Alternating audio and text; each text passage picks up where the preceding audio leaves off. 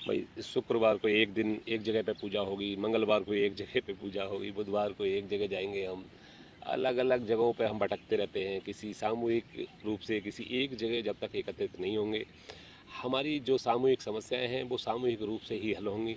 हम व्यक्तिगत कितनी ही जोर से जय श्री राम बोलते रहो, कितनी ही जोर से राधे श्याम बोलते रहो, कितनी जोर से राम राम बोलते रहो, कुछ भी बोलते रहो, है ना। कितना ही बोल बम कर लो, है ना। इंडिविजुअली आप कितना ही जोर से चीख लो चिल्ला लो, उससे कुछ हासिल होने वाला नहीं है जब तक हम सामूहिक रूप, जो समस्या सामूहिक है हमारी, जो हमारी धार्मिक समस्या है वो धार्मिक तरीके से हल होगी।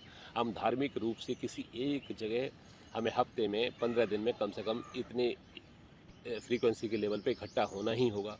अन्यथा जो हमारी धार्मिक समस्याएं हैं या हमारी सामाजिक समस्याएं हैं वो इतनी आसानी से हल होती नहीं हैं। जो समाज संगठित होते हैं, एक दूसरे के सहयोग के साथ चलते हैं, उनकी समस्याएं स्वतः ही सॉल्व हो जाती हैं। आप दुनिया में किसी भी समाज को देख लो, किसी भी संगठन को देख लो, जिनकी फ्रीक्वेंसी का लेवल जितना कम होगा मिलने का, वो उतना ही ज़्यादा स्ट्रेंथफुल होते हैं।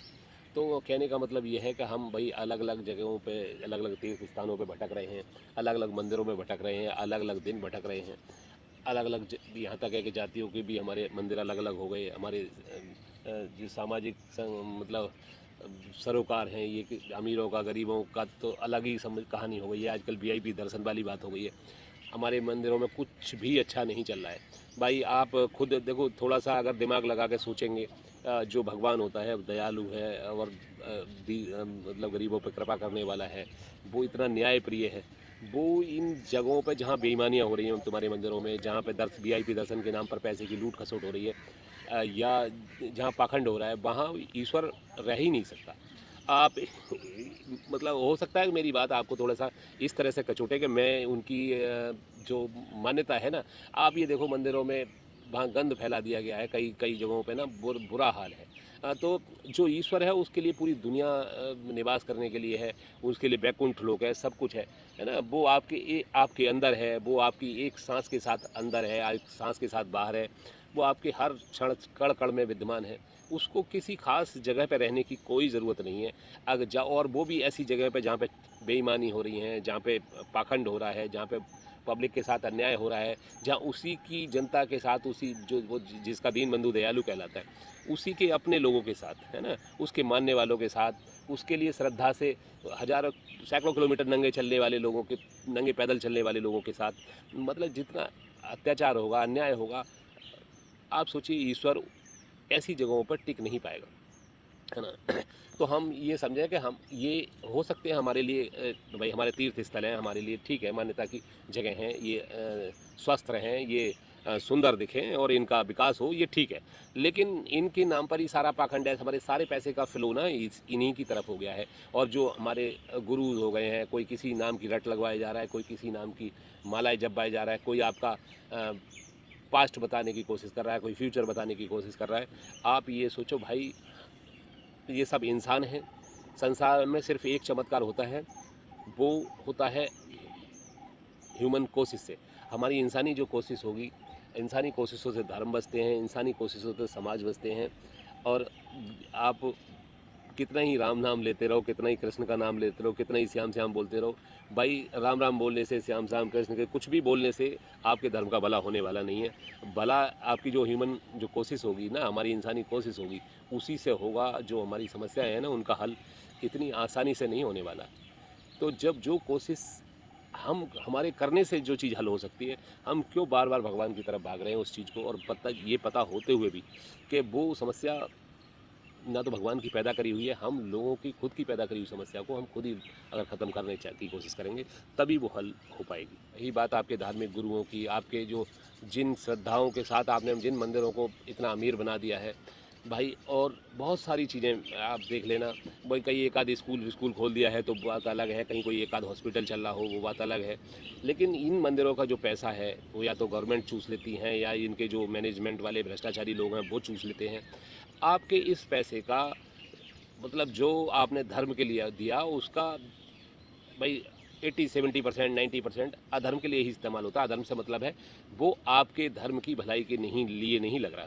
जो पैसा आपने धर्म के उत्थान के लिए दिया है ना, वो किसी धर्म स्थान के लिए नहीं दिया, किसी उसके लिए नहीं दिया। आप अगर आप समझेंगे, कोशिश करेंगे, तो आप ये समझेंगे भाई आपने भगवान को अर्पण किया है, भगवान को इसलिए अर्पण किया है, तो भगवान को तो पैसे की ज़रूरत नहीं है, वो किसी तरह से आपके धर्म के काम आए, है ना?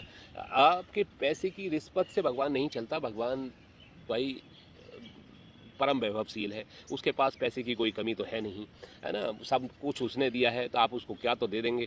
तो मेरे कहने का मतलब भाई मैं ज़्यादातर लोग ना थोड़े से दूसरे तरीके से ले लेते हैं बात को। वो कह रहे कि ये धर्म स्थानों की भाई वो कर रहे हैं। मैं धर्म स्थलों के बारे में कुछ भी गंदा नहीं कह रहा। मैं सिर्फ जो वहाँ जो गंदा व्यवहार चल रहा है, जो चीज़ अनुचित हो रही है, मैं उसके लिए ही आवाज़ उठा रहा हूँ। मैं इस बात को कह रहा हूँ कि अगर आपके जो दिए हुए दान का कोई ढंग का इस्तेमाल नहीं हो रहा, और कई मामलों में तो वो दान आपके खिलाफ ही इस्तेमाल हो रहा है, तो आप इस चीज़ को समझने की कोशिश करें। आप कम से कम इंडिविजुअली जब तक रोकना नहीं शुरू करेंगे, आप खुद का अपना ही नज़रिया बदलिए। अब जो लोकल जो कहीं हमारे इकट्ठे होने की जगह हैं, उन्हें डेवलप करने की कोशिश करें। कोई बंदा साथ आए, हम लोग साथ सब मिलके किसी एक जगह जब इकट्ठे होंगे, आप अपने आसपास 2 लोगों को, 4 लोगों को, 10 लोगों को धीरे धीरे जोड़ना शुरू करिए, एक साथ मिलिए, एक परिवार बनाइए। धार्मिक रूप से हम जातिवाद ख़त्म करें, हमारी जो धार्मिक समस्याएं हैं हम उनको ख़त्म करें, हमारी जो सामाजिक समस्याएं हम उनको ख़त्म करें, हमारी जो राजनीतिक समस्याएं हम उनको ख़त्म करें। और हाँ, अभी ये बात राजनीति के ऊपर आ गई। अगर भाई आप ये सोच रहे हो कि आप राजनीतिक रूप से आप इस धर्म को बचा लोगे, तो ये असंभव है। भाई किसी पार्टी को हारते हुए ना 10% वोटों की ज़रूरत होती है। किसी एक जाति को के बंदे को सीएम बना दो, 10% वोट तब कट जाता है। किसी जाति के बंदे को प्रधानमंत्री पद का लालच दे दिया, आपका 10, 15, 20% वोट तब कट जाएगा। तो आपको पॉलिटिकली तोड़ते हुए उनको कुछ ज़्यादा देर नहीं लगेगी। जो स्ट्रेटेजिकली मतलब आपके विनाश के लिए लगे हुए हैं, है ना? आपका जो धर्म, जब हमारा जो सनातन धर्म है प्राचीन है, पुरातन है, हमारा धर्म तब पैदा हुआ, हमारे लिए कोई दुश्मन नहीं था दुनिया में। हम सर्वधर्म समभाव की उसके साथ चलते हैं, और ये एक तरह से बहुत अच्छा भी है। लेकिन अब जब आप ये देखिए कि भाई फसल में कीड़े लग जाते हैं ना, तो पेस्टिसाइड्स डालना ही पड़ता है। और हम जो सर्वधर्म समभाव है उसको भाई उसको पीछे रखना ही पड़ेगा। मैं ये नहीं कह रहा कि सब मनुष्य जाति का कल्याण हो, सब कुछ ठीक हो, सारे धर्म बने रहें, कोई दिक्कत नहीं है। लेकिन जो धर्म सिर्फ दूसरे के विनाश के लिए लगा पड़ा हो ना, मतलब धरती का विनाश, भाई ये जिस देश में जाते हैं उसका विनाश हो जाता है, वहाँ गरीबी फैल जाती है, वहाँ भुखमरी फैल जाती है। अगर कोई नेचुरल रिसोर्सेज ना हो, मैं जिस धर्म के बारे में बात कर रहा हूँ, तो इस धर्म ने सिवा सत्यानाश करने की दुनिया का कुछ करा ही नहीं है ना? मतलब ये समझ लो कि इन्होंने सिर्फ नाश और नाश करना ही आता है पूरी दुनिया का। तो एक ऐसा धर्म जब आपके पीछे पड़ा हो, तो उसको दूसरे स्ट्रेटेजिकली आप ये समझ ही नहीं पा रहे हैं कि आपका कोई दुश्मन भी है। आप पूरी दुनिया से धीरे धीरे करके मिटते चले जाते हैं, मोहल्लों से धीरे धीरे करके आपके मोहल्ले छोटे होते चले जाते हैं, आपके शहर छोटे होते चले जाते हैं, मतलब आपके लिए, है ना? वो फैलते चले जाते हैं। वो पहले एक कॉलोनी घेरते हैं, फिर दूसरी पे कब्जा करना शुरू कर देते हैं। आप सोचते बस इतने से अंत हो जाएगा। भाई अंत आपकी गर्दनें कटने के बाद ही होगा। और अभी कुछ हुआ वैसे कुछ परेशानी वाली बात नहीं है, अभी भी सुधार की बहुत गुंजाइश है। बात सोचने और समझने वाली है, अगर हमारी कोशिशें होंगी। देखो, एक इजराइल पूरी दुनिया से मिटा हुआ धर्म जब खुद को खड़ा कर सकता है ना? तो हम तो ये फिर भी एक जगह कम से कम कुछ हद तक व्यवस्थित हैं। हमारे पास उनसे बेहतर संसाधन, एक तरह से मतलब हम बेहतर पोस्ड हैं, और ज़्यादा हम स्थिति हमारी उनसे अभी बेहतर है। जब वो तो पूरी दुनिया में फैले हुए थे, तो उन्होंने कोशिश करके अपने आप को संगठित कर लिया, और उन्हें किसी उनके धर्म के गुरु ने, उनके किसी उसने नहीं बचाया। उनकी जो अपनी कोशिश है ना यहूदियों की, भाई उसने बचाया।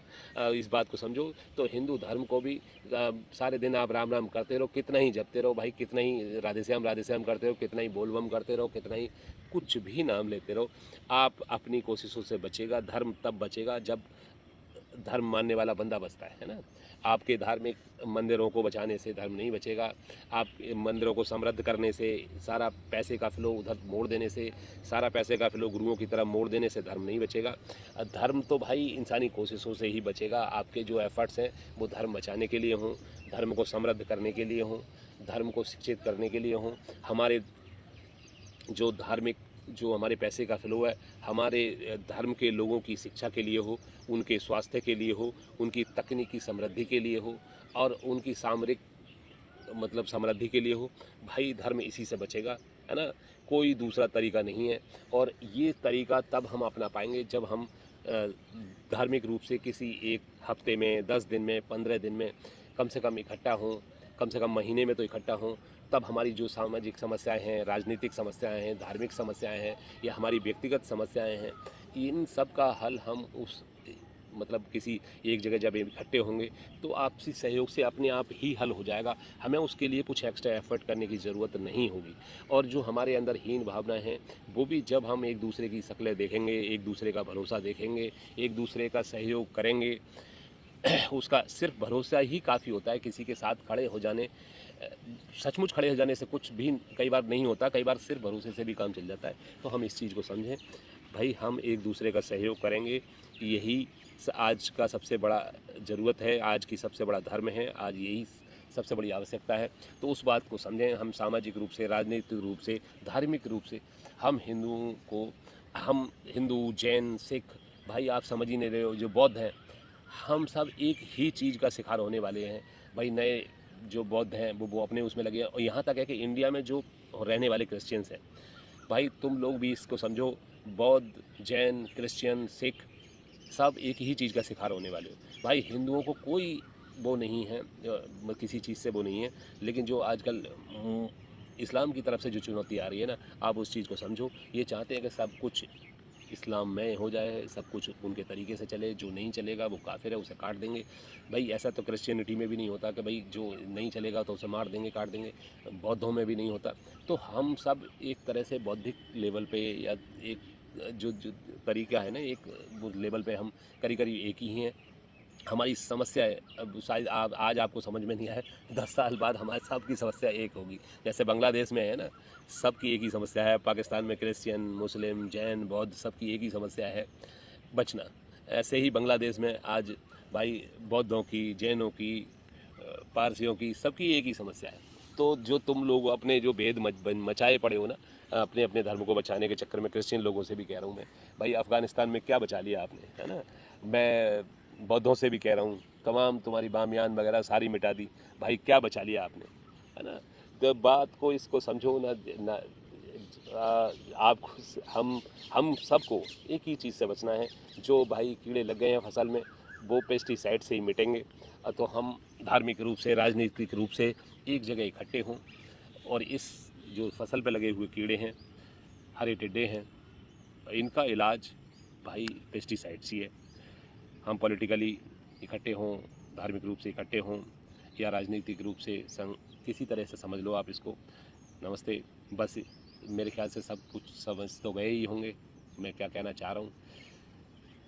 जय हिंद, जय भारत।